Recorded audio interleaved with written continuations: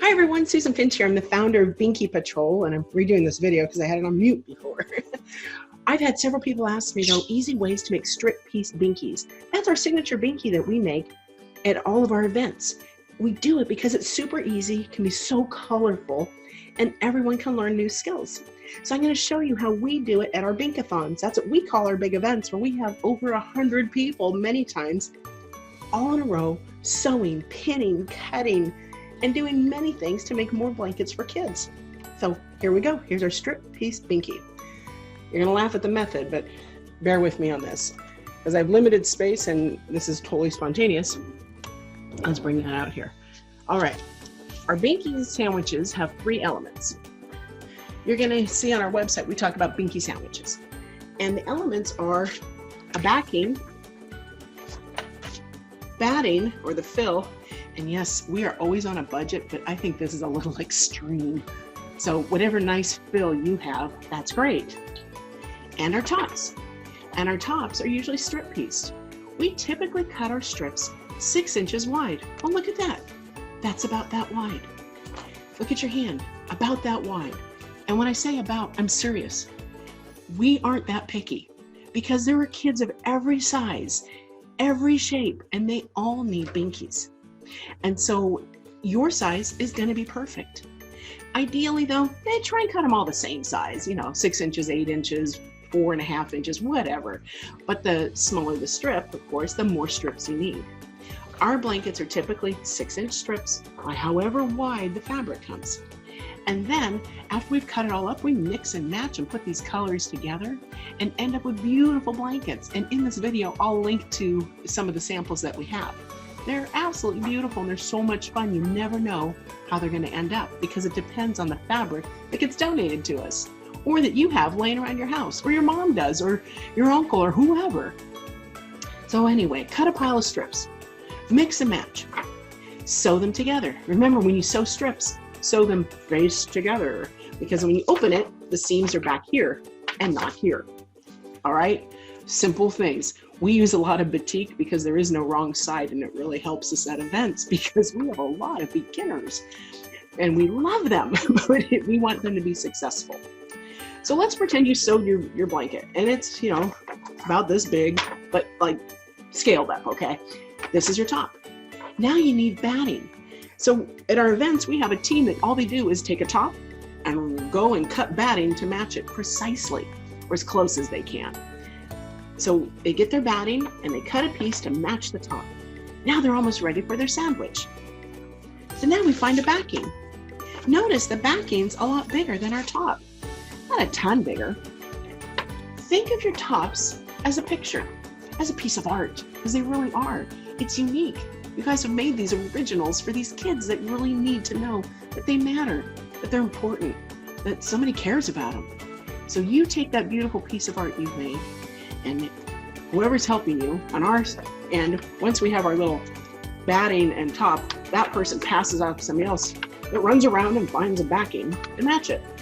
Or coordinates or doesn't look stupid or ugly. And your backings can be things like sheets. Did you know that?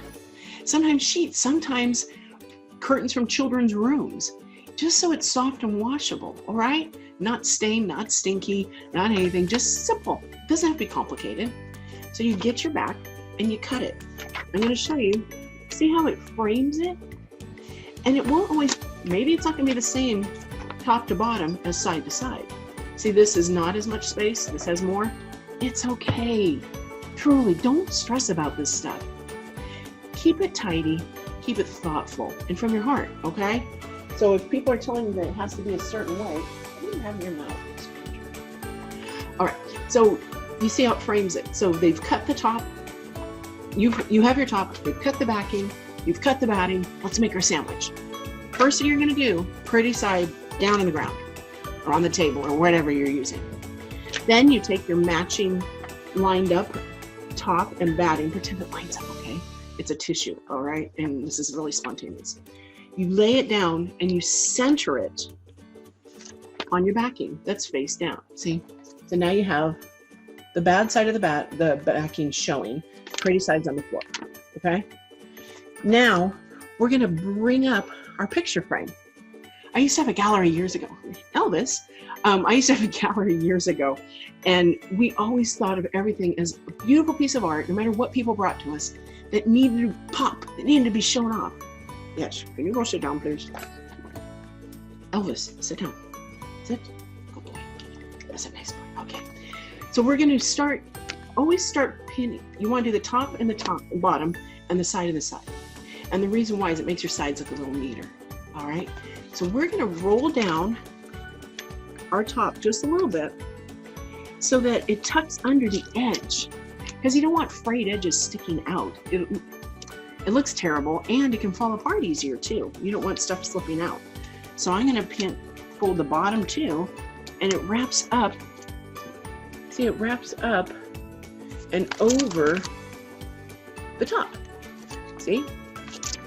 The batting's tucked in there. And do the same at this end. See, they're even. They match. Pretty. Okay.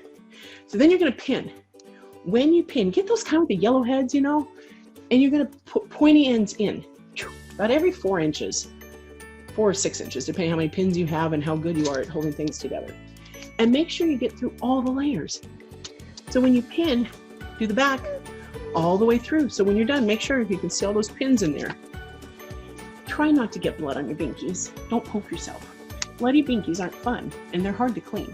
And we really don't want to give them out. So watch out for bloody binkies. Quit whining. All right, so then you're going to pin those sides. Then you're done. Do it again over here on this side. Uh-oh, that fancy batting is slipping out of my sample here. Good golly. Okay. I'm going to fold it over here too and do the same thing. Sometimes it's a really tight fold. We like that 1/2 inch seam, so make sure you cut your back big enough so it has room to fold. At our event, sometimes we're challenged because we're making do with whatever's donated in there. But sometimes they can get kind of tight. And sometimes we even do them in reverse because our tops are too big and our backings are too small. So instead of this being the backing, this is the top. And the top with its cute little stripped edges gets rolled in here. That looks cute too. It's just a different type of frame with a solid piece here. So it's flexible, okay? We aren't totally rigid. All we care is that it comes from your heart, it won't fall apart in the washer and dryer, and that there are no pins in it, okay? Be super careful, and no blood. So be careful on that. And then you roll it back down.